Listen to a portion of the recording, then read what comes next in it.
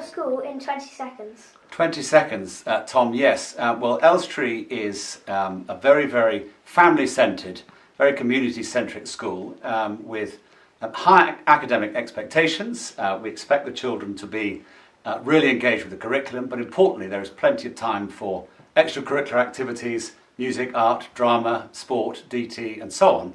And importantly, it's a great place where people can make good friends, and importantly, teachers, staff, parents, and pupils are always smiling. If you could change one thing about your school, what would it be?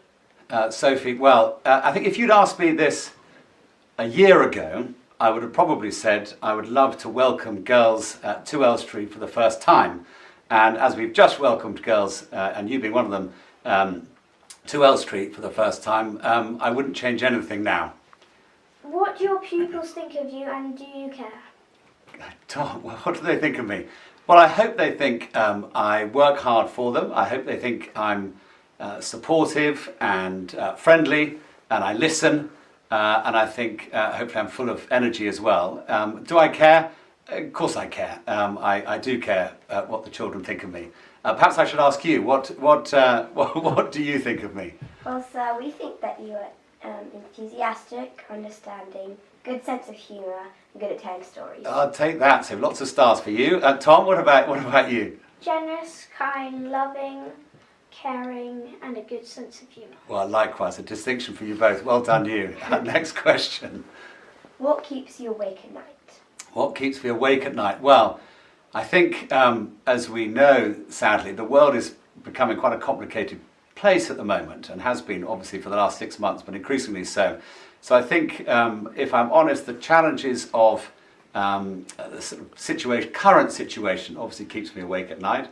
But I also, there's a lot of people to look after as a headmaster. So I have to make sure pupils are happy, that staff are happy, parents are happy, and also I have my own family as well. So trying to keep everybody happy does keep me awake at night every so often. What is your greatest extravagance? My greatest extravagance. I love buying new shirts, and I love buying new ties, Tom. So I think I've got about 50 shirts and about 50 ties that I've bought over the years, and I don't throw them away either, which drives Mrs. Inglis absolutely mad. But I'd say buying shirts and ties are my greatest extravagance. Who is your hero? My hero? Am I allowed two, I wonder? I've got two heroes, I'd say. The first one was someone called Mr. Marshall. His nickname was Mr. Pom, and he was my Latin teacher at prep school, and he was the most amazing teacher. And he used to do magic tricks to demonstrate the sort of different verb and noun endings. And he was a wonderful man, sadly no longer with us. And if I've got a second hero, it's again a school-based one, which was my former headmaster at Radley, Dennis Silk, who was an amazing headmaster. And he had the ability to be well liked, but also well respected by the boys at the time, but also parents and staff as well. So those two, Mr. Dennis Silk and Mr. Pom, are my two heroes. What's your favourite karaoke song? My favourite karaoke song. I love karaoke, by the way. I would say it's got to be Sweet Caroline. Or possibly Tom Jones's Delilah. You can't beat those two. They're very easy to sing along to. What phrase or word do you overuse the most? Which phrase or word do I overuse the most? Well, a word that I do use a lot, very often in assemblies, but also when I'm talking to you children, is that word kind. And I don't think you can overuse the word or the words be kind to others. And that's probably a word I think that all Elstree pupils would say that I use a lot, but I think it's important. Which superpower would you most like to have, and why? Superpower. Lots of superpowers I love, but one thing that I find difficult is trying to be in more places than one.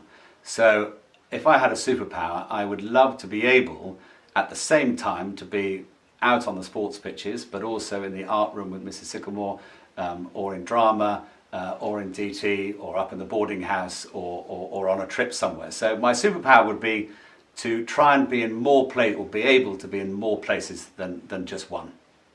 If you weren't a headmaster, what would you be?